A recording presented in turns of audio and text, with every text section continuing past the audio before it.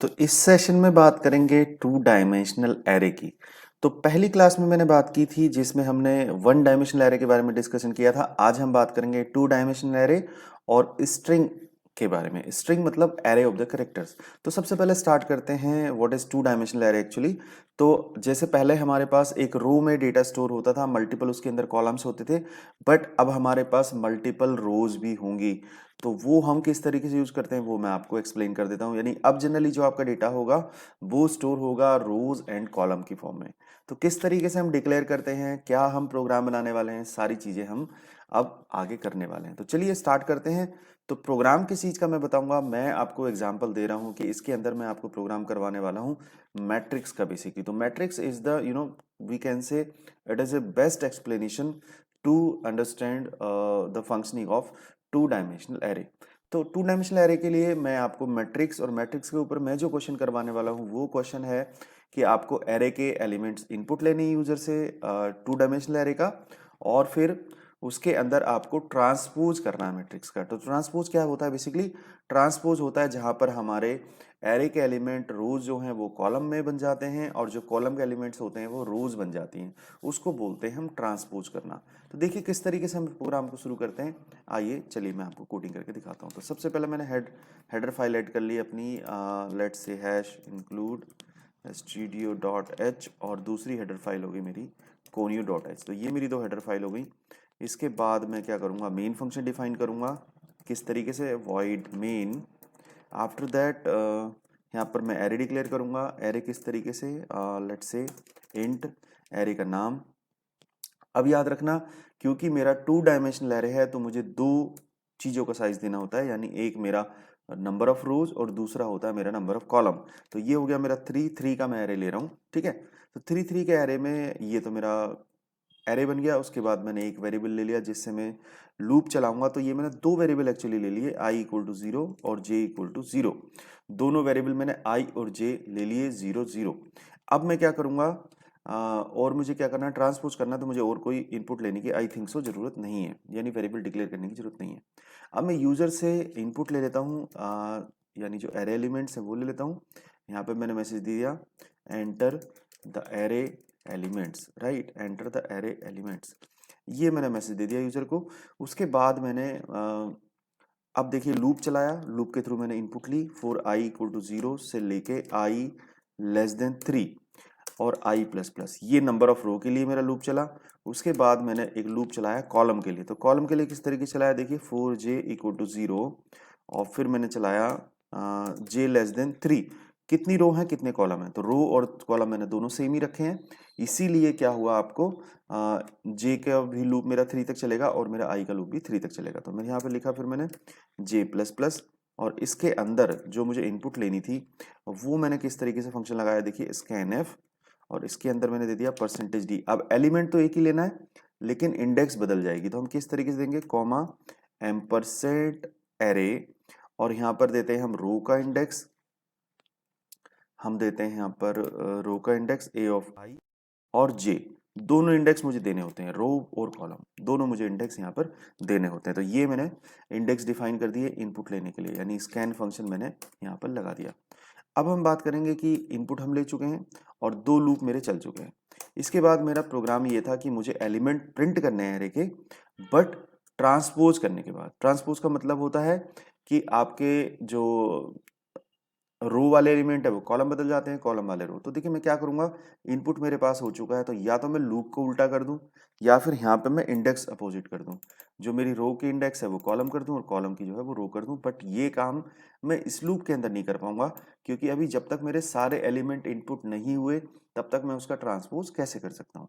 तो इस एग्जाम्पल के लिए मुझे क्या करना पड़ेगा, मुझे इस एग्जाम्पल के लिए इसको मुझे लूप को मुझे दोबारा से चलाना पड़ेगा। तो यहाँ पर मैंने मैसेज भी दे दिया, लेट से प्रिंटफ।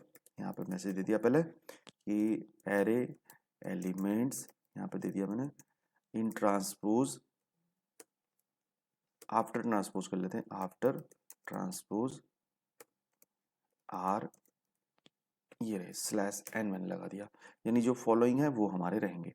फिर मुझे दोबारा से लूप चलाना पड़ा। तो मैंने लूप कैसे चलाऊंगा, देखिए I equal to zero, I less than three, वही कंडीशन मैंने लगा दी, आई प्लस प्लस, और उसके बाद फिर से मैंने जे का लूप चलाया, क्योंकि मुझे 2 डायमेंशनल एरे है तो मुझे 2 लूप चलाने पड़ेंगे, एक लूप रो के लिए और दूसरा लूप कॉलम के लिए। फिर मैंने लगाया for j equal to 0, j less than 3 और साथ में जे प्लस प्लस। तो ये 2 लूप लग गए मेरे। इस लूप के अंदर मैं क्या करूंगा, सेकंड वाले लूप के अंदर, चलिए तो मैं इसको एंटर मार देता हूँ। सेकंड वाले लूप के अंदर मैं क्या करूंगा, यहाँ पर लेट्स से कितने ब्रैकेट मेरे पूरे हैं, ठीक है। इसके अंदर मुझे क्या करना है, देखिए इस सेकंड वाले के अंदर मैंने यहाँ पर प्रिंट कर दिया प्रिंट एफ %d कॉमा, उसी तरीके से प्रिंट करेंगे। बस अब मुझे क्या है, इंडेक्स और देनी है ए ऑफ आई और साथ में जे, 2 इंडेक्स मुझे देनी है, ए ऑफ आई और ए ऑफ जे, राइट। तो ये मेरी इंडेक्स हो गई। और देखिए ये जो अंदर वाले एलिमेंट हैं, लेकिन हाँ अब मुझे अब जो इंडेक्स है वो ऑपोजिट करनी है, वो तो मैंने दी नहीं, तो मैं यहाँ पे दे दूंगा जे और आई। या फिर मैं ये जे और आई करने की बजाय मैं ये लूप भी ऑपोजिट लगा सकता था। पहले मेरा आई लूप की जगह मैं जे लगा दूं, यहाँ पर आई लगा दूं, फिर मुझे आई जे उसी ऑर्डर में लिखने हैं। या फिर मैंने आई और जे इस तरीके से लूप चलाए तो यहाँ पे मैंने इंडेक्स अपोजिट कर दी। अब हम बात करते हैं कि किस तरीके से इस लूप के बाद जब ये वाला इनर वाला लूप ब्रेक होगा तो मुझे कर्सर को नई लाइन पे लेके जाना है, क्योंकि अगले एलिमेंट में चाहूंगा कि स्लैश एन से हम नई लाइन पे जाते हैं। जब ये वाला लूप ब्रेक हो, यानी इनर लूप ब्रेक हो, यानी एक रो प्रिंट हो जाए, तो मेरा कर्सर नई लाइन पे चला जाए, लेकिन उसी रो के अंदर जो अगले एलिमेंट है वो नई लाइन पे ना जाए। तो यहाँ पे मुझे स्लैश एन नहीं दिया, बल्कि मैं स्पेस दे देता हूँ, ठीक है। यानी अगला जो एलिमेंट प्रिंट हो वो कुछ स्पेस के बाद प्रिंट हो। तो चलिए इसको देख लेते हैं। इस एग्जाम्पल में मैंने आपसे बात की थी एरे डिक्लेयर किस तरीके से होता है। एरे के अंदर हमने इनपुट कैसे लिए, एरे एलिमेंट्स, और उसके बाद उन एलिमेंट को इनपुट लेने के बाद हमने ट्रांसपोज किस तरीके से करके प्रिंट किया। तो ये था मेरा एग्जांपल। आई होप कि 2 डायमेंशनल एरे का बेसिक एग्जांपल आपको समझ आ गया होगा, लेकिन आप और भी एग्जांपल ट्राई आउट कर सकते हो। जैसे आप 2 के 2 एरे डिक्लेयर कीजिए, वो आपके मैट्रिक्स बन गए, फिर आप उनको सम कर दीजिए। तो सम करने के लिए क्या होता है, आपको सेम पोजीशन के एलिमेंट को सेम पोजीशन के एलिमेंट से प्लस करना है। उसके बाद आप उनका रिजल्टेंट जो आपका एरे आया उसको आप प्रिंट करवा लीजिए। तो आपको 2 एरे डिक्लेयर करने पड़ेंगे, जिसमें आप इनपुट लेंगे, पहला एरे दूसरा एरे, और जब दूसरे एरे की इनपुट ले रहे होंगे तभी आप सम का लॉजिक भी लगा सकते हो। अगर आप तीसरा एरे लेंगे जिसमें सम स्टोर करना है तो आप इस तरीके से लगा सकते हो, C of I J equal to A of I J plus B of I J. और उसके बाद जब वो सम हो जाएगा तो फिर आप जो आपका आउटपुट वाला एरे था उसको आप प्रिंट कर दीजिए। तो ये लॉजिक आप खुद से बनाइए। मैं आपको एक और क्वेश्चन करके दिखाऊंगा इसी क्वेश्चन के अंदर। पहले हम इसको रन कर लेते हैं। तो चलिए मैं इसको रन करता हूँ, एग्जीक्यूट। ओके, यहाँ पे हम कॉमा लगाना भूल गए, तो चलिए मैंने कॉमा लगा दिया। अब हम दोबारा से रन करते हैं, कंपाइल एंड रन। यहाँ पर क्या प्रॉब्लम है, इसको प्रिंट एफ के बाद हमारा सेमीकोलन नहीं, यहाँ पर एम्परसेंट का यूज नहीं किया, तो एम्परसेंट हमने लगाया नहीं स्कैनफ में और हम उसको एग्जीक्यूट करने लगे। तो चलिए देखते हैं। यहाँ पे लिखा मैंने एंटर द एरे एलिमेंट्स 1 2 3, पहली रो में ये एलिमेंट चले गए 1 2 3, दूसरी रो में चले गए 4 5 6, तीसरी रो में चले गए 7 8 9, ठीक है। तो ये 3 रो बन चुकी है मेरी। अब देखिए ट्रांसपोज होगा तो क्या होगा, आपके जो 1 2 3 रो वाइज थे ना वो कॉलम वाइज आ जाने चाहिए 1 2 3, फिर दूसरे कॉलम बनना चाहिए 4 5 6 जो कि रो बननी चाहिए थी, लेकिन ट्रांसपोज मतलब ऑपोजिट हो जाता है। तो चलिए देख लेते हैं। ये देखिए बिल्कुल आपको वैसे ही आउटपुट मिल चुकी है, 1 2 3 जो पहली रो बननी चाहिए थी वो बन गई मेरी कॉलम, और उसी तरीके से 4 5 6 सेकंड रो बनती, वो बन गया सेकंड कॉलम। तो ये हो गया आपका मैट्रिक्स का ट्रांसपोज। तो ये मैंने आपको बता दिया। आई होप कि एग्जाम्पल आपको समझ आ गया होगा। नहीं आया है तो भी कोई इशू नहीं है, आप मेरे से पूछ सकते हो, मैं आपको वो रिप्लाई करता हूँ। आपके व्हाट्सएप में रिप्लाई आते हैं, आप मुझे कमेंट करके पूछते हो, मैं दोनों में ही ट्राई करता हूँ कि जितनी जल्दी पॉसिबल हो आपको आंसर दे पाऊँ। अगर आपको अब इसी क्वेश्चन में मैं आपको बता देता हूँ, दूसरा क्वेश्चन आप क्या ट्राई आउट कर सकते हो इसी से, कि आपको डायगनल एलिमेंट प्रिंट करने हैं एक एरे के, 2 डायमेंशनल एरे के। तो डायगनल एलिमेंट कौन से होते हैं, जिनका रो नंबर और कॉलम नंबर सेम होता है। यानी जब ये लूप चलाना था, अब आपको देखिए लूप वैसे ही चलेगा। आप प्रिंट करते वक्त क्या करिए, सिर्फ यहाँ पर ये जो प्रिंट कर रहे थे ना आप नीचे, आप ए ऑफ आई जे प्रिंट कर रहे थे यहाँ पर जे आई, अब यहाँ पर आई जे ही प्रिंट करिए, लेकिन सारे एलिमेंट आपको प्रिंट नहीं करने हैं। आपको सिर्फ वो एलिमेंट प्रिंट करने हैं जो कि इफ जिनका आई और जे इक्वल होता है, क्योंकि डायगोनल एलिमेंट वही होते हैं जिनका रो नंबर और कॉलम नंबर इक्वल होता है। तो इस केस में आपको ये प्रिंट करने हैं। अब देखिए आप और क्या कर सकते हो, अगर आपका वो इक्वल नहीं है, यानी वो कोई और एलिमेंट है, तो आप उसको प्रिंट नहीं करना चाहते ना, तो इसका मतलब होगा कि आप स्पेस दे दीजिए। आप वहां पर एक करेक्टर लिख रहे थे और एक स्पेस दे रहे थे, मैंने यहाँ पे 2 स्पेस दे दिए। यानी अगर आपका कोई और करेक्टर है तो फिर आप उसको स्पेस दे देंगे, यानी आपका अगर वो डायगोनल एलिमेंट नहीं है तो इफ एल्स में मैंने दे दिया। अब इसको हम एक बार देख लेते हैं, यानी मेरे जो प्रिंट कराने का ऑर्डर था वो वैसे ही रहेगा, क्योंकि ट्रांसपोज थोड़ी हुआ, रो नंबर की जगह पे जाएगा और कॉलम नंबर की जगह जाएगा।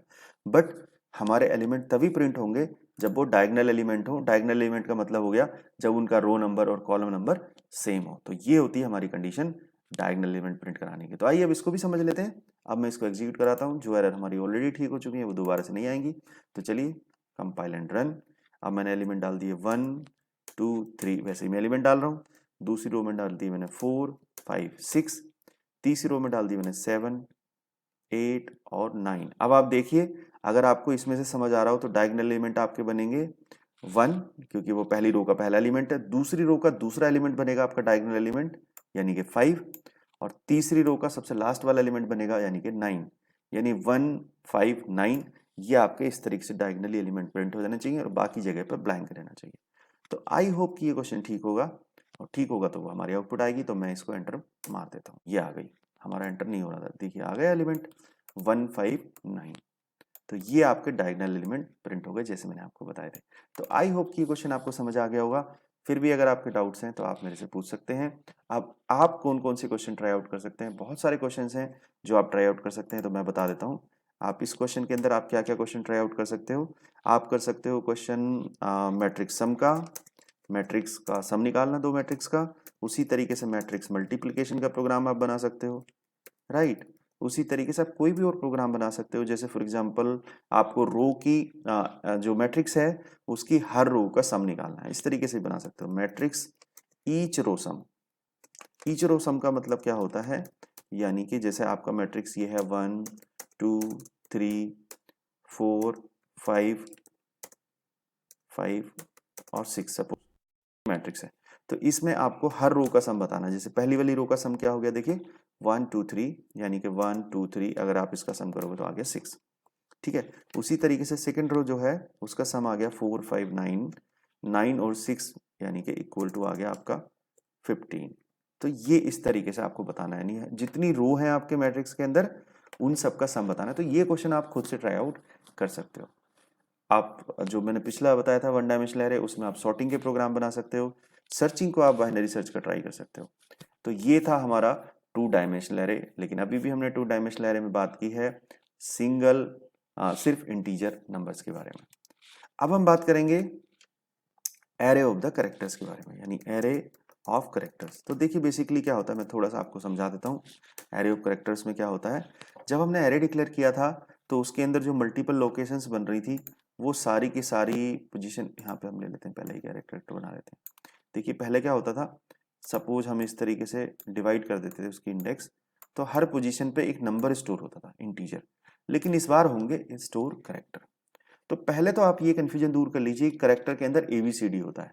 करेक्टर के अंदर ABCD space any symbol digit सब कुछ करेक्टर के अंदर होता है। यानी every symbol every character every digit everything is a character, right. तो यानी आपको इसके अंदर करेक्टर स्टोर कर सकते हो, इसका मतलब डिजिट भी, स्पेसेस भी, स्पेशल सिंबल भी, एबीसीडी स्मॉल कैपिटल कैसे भी आप स्टोर कर सकते हो। बट वो ट्रीट होगा एज ए करेक्टर ही। यानी सपोज आपने 15 स्टोर कराया तो वो 15 नहीं माना जाएगा बल्कि वो 1 5 माना जाएगा, because there are 2 characters 1 and 5, right. तो इस एग्जाम्पल के अंदर हम क्या बात करेंगे, तो एरे का करेक्टर कैसे डिफाइन करते हैं, डिक्लेयर करते हैं। करेक्टर का एरे वो मैं अभी बताने वाला हूँ। और इंडेक्स इसकी भी हमेशा 0 से स्टार्ट होगी, और ये जो इंडेक्स है लास्ट वाली ये हमेशा साइज -1 होगी। जैसे इसमें 0 1 2 3 4, तो ये मेरी लास्ट इंडेक्स 4 होगी। लेकिन इसमें याद रखना स्ट्रिंग के लास्ट में, स्ट्रिंग के लास्ट में जैसे सपोज मेरी स्ट्रिंग यहाँ खत्म हो रही है, इसके बाद करेक्टर नहीं है, तो यहाँ लास्ट में नल स्टोर होगा। क्या स्टोर होगा, नल। ये नल स्टोर होगा, ये नल पानी पीने वाला नल नहीं है, नल, ठीक है। ये स्टोर होगा आपका, तो ये नल आपका लास्ट में। तो इससे ही पता चलता है कि हमें कहाँ तक अपने एलिमेंट हमारे पास हैं। या कहाँ तक हमारे एलिमेंट स्टोर हो रखे हैं। अब देखिए नंबर वाले एरे में मैं क्या करता था, लूप चलाता था 0 से लेके और मैं यहाँ तक चलाता रहता था। लेकिन भैया स्ट्रिंग ने क्या करा, स्ट्रिंग ने आपको डायरेक्ट फंक्शन दे दिए कि आपको ये लूप चला के प्रिंट करने की जरूरत नहीं है। आप एक पास एक लाइब्रेरी फंक्शन है, आप उससे पूरी स्ट्रिंग के सारे कैरेक्टर प्रिंट करा सकते हो, यहाँ पर जो है, यहाँ पर जो है, यहाँ पर जो है। तो वो अपने आप जब तक नल स्टोर नहीं होते, नल नहीं मिलता, तब तक के सारे एलिमेंट एक साथ प्रिंट करवा देता है। या फिर स्टोर कराने के लिए भी अदरवाइज मुझे लूप चलाना पड़ता, एक एक कैरेक्टर लो। तो स्ट्रिंग के अंदर इनबिल्ट फंक्शन इस तरीके से बनाए गए क्योंकि ये पॉसिबल नहीं था। अब सोचो मेरे को 50 कैरेक्टर स्टोर करने हैं, hello how are you, I am fine. तो मैंने एक एरे डिक्लेयर कर दिया, बट उस एरे के अंदर मैं लूप से तो इनपुट नहीं ले पाऊंगा क्योंकि पता ही नहीं कितने कैरेक्टर लेने हैं। हो सकता है 50 डालने थे, मैंने 49 कैरेक्टर डाल दिए हूँ, स्पेस एक ज़्यादा आ गया हो तो करेक्टर ज़्यादा हो गए हो। तो इसलिए हम नंबर ऑफ करेक्टर्स के लिए लूप नहीं चला सकते। तो लूप इसमें हमें नहीं चलाना होता, तो किस तरीके से हम प्रोग्राम करते हैं वो मैं आपको बता देता हूँ। तो चलिए सबसे पहले तो मैं इसको रफ कर देता हूँ और फिर आपको प्रोग्राम बनाना स्टार्ट करता हूँ। तो मैंने हेडर फाइल ले ली, इंक्लूड stdio.h, राइट। उसके बाद हमने लिया इंक्लूड conio.h, ठीक है। उसके बाद मैंने मेन फंक्शन बनाया, void main। उसके बाद मैंने यहाँ पर एरे डिक्लेयर करना था, तो मैंने कैसे किया, कैर एरे का नाम ले लिया मैंने str और यहाँ पर उसका साइज दे दिया लेट से 80। तो साइज के जितना आपका साइज है जरूरी नहीं है आपके एरे के अंदर उतने ही नंबर ऑफ करेक्टर्स स्टोर हो, कम भी हो सकते हैं, ज्यादा नहीं हो सकते, ठीक है। अब देखिए एक करेक्टर के लिए मैंने एरे ले लिया और एक और मुझे सपोज एरे लेना इंटीजर का, तो मैं अगली लाइन में फिर से एरे ऑफ इंटीजर डिक्लेयर कर सकता हूँ, बट अभी मुझे वो नहीं लेना। मुझे लेना है सपोज ओनली क्या, पहले तो हम इंटीजर लेते नहीं, पहले तो हम सिर्फ ये प्रोग्राम बनाते हैं कि एक ही करेक्टर के अंदर, करेक्टर एरे के अंदर हमने पूरी स्ट्रिंग डाल दी और फिर वो प्रिंट कर दिया एज इट इज, सिर्फ हम इतना प्रोग्राम बनाते हैं। तो मैंने मैसेज दिया यूजर को print F enter the string, आप एक स्ट्रिंग डाल दो। फिर वो सारे करेक्टर्स जो मैं डालूंगा, जैसे मैंने डाला हेलो, तो हेलो इस str के अंदर कैसे जाएंगे, उसके लिए एक लाइब्रेरी फंक्शन है गेट्स। तो गेट्स फंक्शन ऑटोमेटिकली आपने जितने भी करेक्टर डाले हैं वो इस स्ट्रिंग के अंदर स्टोर हो जाएंगे 1 बाई 1। तो पहला करेक्टर पहली पोजीशन पे जाएगा, दूसरा करेक्टर दूसरी पे चला जाएगा, ऑटोमेटिकली ये चले जाएंगे। तो कैसे लिखते हैं हम, गेट्स str, ठीक है। तो ये फंक्शन होता है इनपुट लेने के लिए, जो ऑटोमेटिकली आप जो भी करेक्टर्स डालोगे वो एक एक करेक्टर एक एक इनपुट एक एक पोजीशन पे जाते रहेंगे, और सबसे लास्ट में ऑटोमेटिकली आपका करेक्टर स्टोर हो जाएगा नल। अब नल को कैसे फाइंड आउट करते हैं, नल को कैसे पता करते हैं, नल के ऊपर किस तरीके से कंडीशन लगाते हैं, वो सारी चीजें मैं अभी बताऊंगा। तो चलिए सबसे पहले हमने यहाँ पर इनपुट ले ली स्ट्रिंग की, अब हम उसी स्ट्रिंग को एज इट इज अगर प्रिंट करते हैं तो हम किस तरीके से करेंगे ये हम देख लेते हैं। तो चलिए मैंने लिखा प्रिंट एफ, यहाँ पर लिखा एंटर्ड स्ट्रिंग इज, और यहाँ पे दे दिया मैंने /n, ठीक है। इसके बाद अब मेरा कौन सा फंक्शन है जिससे हम पूरी की पूरी स्ट्रिंग प्रिंट कर सकते हैं, वो है मेरा फंक्शन पुट्स। पुट्स में मैंने लिख दिया उस स्ट्रिंग का नाम, मुझे यहाँ पर कोई इंडेक्स वगैरह नहीं देना होता गेट्स में, सिर्फ एरे का नाम देना होता है। उसी तरीके से प्रिंट कराते हुए भी मुझे सिर्फ एरे का नाम देना होता है, तो मैंने यहाँ पे लिख दिया str, ठीक है। तो ये मेरा प्रिंट हो जाएगा, आई होप सो। चलिए इसको समझ लेते हैं। मैंने इसको एग्जीक्यूट कराया, कंपाइल एंड रन, ओके जी, हैश इंक्लूड में ही हमारा ई छूट गया, ओके। अब हम चलाते हैं दोबारा से, कंपाइल एंड रन। अब वो मेरे से पूछ रहा है एंटर द स्ट्रिंग, तो मैंने लिख दिया अपना नाम, ये लो आदेश, और अब वो मेरे को प्रिंट करा देगा एंटर्ड स्ट्रिंग इज आदेश। तो ये जो स्ट्रिंग थी आदेश, ये करेक्टर बाई करेक्टर उस एरे के अंदर स्टोर हुई होगी। पहला ए 0 पोजीशन पे, दूसरा डी 1 पोजीशन पे। अगर आपको विश्वास नहीं होता कि ये ऐसे हुआ है क्या नहीं हुआ, तो मैं आपको इसके बाद देखिए स्ट्रिंग प्रिंट कर दी, उसके बाद मैं क्या कर देता हूँ, प्रिंट ऐप से एक करेक्टर भी आपको प्रिंट करा के दिखा देता हूँ। जैसे एक करेक्टर कैसे प्रिंट कराएंगे हम, %c कॉमा एरे का नाम str और साथ में इंडेक्स, तो इंडेक्स मैंने दे दी 0। तो 0 करेक्टर पोजीशन पे जो पहला करेक्टर होगा वो मेरा प्रिंट हो जाएगा। और इसको मैं कर लेता हूँ /n, यानी नई लाइन में। तो नई लाइन में जो लास्ट वाली लाइन होगी उसमें पहला करेक्टर प्रिंट हो जाएगा मेरे एरे का, तो वो भी मैं आपको करके दिखा देता हूँ। तो चलिए कंपाइल एंड रन, यहाँ पे डाल दिया मैंने आदेश फिर से। तो इस बार ये पहले तो प्रिंट करेगा आदेश और उसके बाद नई लाइन में प्रिंट कर देगा ए ओनली। ठीक है, तो मैंने इसको यहाँ पर मार दिया एंटर। अब आप देख रहे होगे पहले तो मेरे को आउटपुट मिली आदेश और उसके बाद नई लाइन में मेरे को आउटपुट मिली ओनली ए। तो ए क्यों आया होगा ये आपको समझ आ गया होगा, क्योंकि मैंने इंडेक्स से ये फाइंड आउट करा था। तो यानी कि उसी एरे के अंदर, उस स्ट्रिंग के अंदर आपका 0 पोजीशन पे पहला करेक्टर जाके स्टोर हो गया होगा और लास्ट पोजीशन पे जाके नल स्टोर हो गया होगा। तो ये होता है आपका लास्ट, मतलब जहां तक पूरी स्ट्रिंग खत्म नहीं हुई थी। मान लो 5 ही करेक्टर थे तो छठी पोजीशन पे ऑटोमेटिकली वो नल चला गया होगा। अब इसी प्रोग्राम को हम थोड़ा सा मॉडिफाई करके बनाएंगे कि हमें क्या करना है, जितनी हमने करेक्टर्स डाले हैं उसकी हमें लेंथ फाइंड आउट करनी है। यानी मैंने सपोज आदेश डाला था तो अब मुझे ये बताना है कि उसके अंदर कितने नंबर ऑफ करेक्टर्स हैं। तो नंबर ऑफ करेक्टर काउंट करने के लिए मैं एक लूप चला लेता हूँ i = 0, राइट। और यहाँ पे इनपुट लेने वाला काम मेरा सब कुछ वैसे ही चलेगा। देखिए एरे डिक्लेयर वैसे ही होगा, वो वेरिएबल ले लिया मैंने जिससे मैं लूप चलाऊंगा i = 0। स्ट्रिंग तो मुझे लेनी है यूजर से इनपुट, वो मैंने ले लिया। अब लूप क्या चलाएंगे, देखो मुझे कहाँ तक जाना है। अगर सपोज मेरे पास 80 साइज का एरे था, इसका मतलब जरूरी नहीं है कि उसके अंदर 80 करेक्टर्स हों। हो सकता है उसके अंदर 30 करेक्टर हो सकता है उसके अंदर 5 करेक्टर हो सकता है उसके अंदर 10 करेक्टर हो सकता है उसके अंदर एक ही करेक्टर हो। तो मुझे लूप जो चलना है, ये तो मैंने आपको बताया था कि एरे के लास्ट में क्या स्टोर होता है, नल। तो मुझे लूप किस तरीके चलाना है, वाइल जब तक str एरे का एलिमेंट मतलब आई से हम उसकी इंडेक्स फाइंड आउट कर रहे हैं ना, तो उस स्ट्रिंग की आई पोजीशन का करेक्टर जब तक नॉट इक्वल टू नल हो, ये हमारी कंडीशन होती है, तब तक मुझे लूप चलना है। ठीक है, क्या करना है मुझे, जब तक उसका एक करेक्टर बाई करेक्टर हम चेक करेंगे। तो पहला करेक्टर 0 से शुरू हुआ, जब तक वो नल नहीं मिल जाता तब तक चलते रहो। और इसके अंदर मैंने दे दिया i++, यानी इस i को बढ़ाते रहो। तो i की वैल्यू पहले 0 थी, 0 पोजीशन का करेक्टर नल नहीं था, सपोज मैंने आदेश डाल दिया तो 0 पोजीशन का करेक्टर था a जो कि नल नहीं था, i बढ़ गया 1, फिर आ गया d भी मेरा नल नहीं था, फिर 2 वो भी नल नहीं था। लास्ट में जब हम नल पे पहुंच चुके होंगे तो इस लूप के अंदर वो आएगा ही नहीं।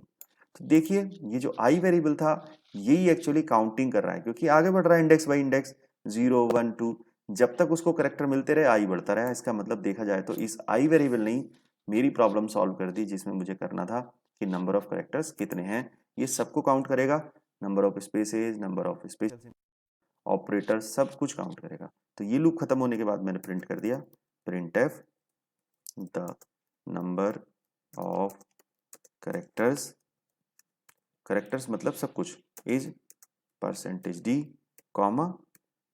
आई मैंने प्रिंट करवा दिया। ठीक है, लेकिन लूप के बाहर। तो ये था तरीका कि आपको एक प्रोग्राम के अंदर आपको स्ट्रिंग देनी है और स्ट्रिंग के बाद आपको बताना है कि उस स्ट्रिंग के अंदर कितने नंबर ऑफ करेक्टर्स हैं टोटल। उसमें डिजिट भी काउंट होंगे, उसमें आपके स्पेसेस भी काउंट होंगे, स्पेशल सिंबल भी काउंट होंगे, सब कुछ काउंट होगा। तो चलिए इसको रन कर लेते हैं। मैंने इनपुट डाली, एक काम और कर लेते हैं, जो ये मैसेज आता है ना लिखा हुआ एंटर द स्ट्रिंग, इसके बाद जो इनपुट डालनी होती है मैं नई लाइन पे ले जाता हूँ अपना कर्सर। तो चलिए अब हम करते हैं एग्जीक्यूट। मैंने लिखा कंपाइल एंड रन, उसने मेरे से पूछा एंटर द स्ट्रिंग, मैं अपना ही नाम डाल देता हूँ आदेश। अब ये क्या करना चाहिए, इसको बताना चाहिए 5, नंबर ऑफ करेक्टर्स 5 है इसके अंदर। तो अगर ये सही होगा तो ये बताएगा 5। तो चलिए देखते हैं, उसने मुझे दिखा दिया the number of character is 5। ठीक है, अब एक चीज और देख लेते हैं कि क्या ये स्पेस वगैरह काउंट करता है। तो चलिए इसको मैं दोबारा से रन कराता हूँ। इस बार मैंने डाला हेलो हाउ आर यू, तो इसमें देखो स्पेसिस को भी वो काउंट कर लेगा, उसने बता दिया the number of character is 17। तो आई होप कि स्ट्रिंग करेक्टर किस तरीके से ट्रीट होता है मेमोरी के अंदर, इनपुट हम यूजर से किस तरीके से लेते हैं, और हम लूप के थ्रू हम वैल्यूज किस तरीके से आइट्रेट करते हैं, प्रिंट हम किस तरीके से कर सकते हैं, ये सारी चीजें आपको समझ आ गई होंगी about the array of the characters यानी कि स्ट्रिंग के बारे में।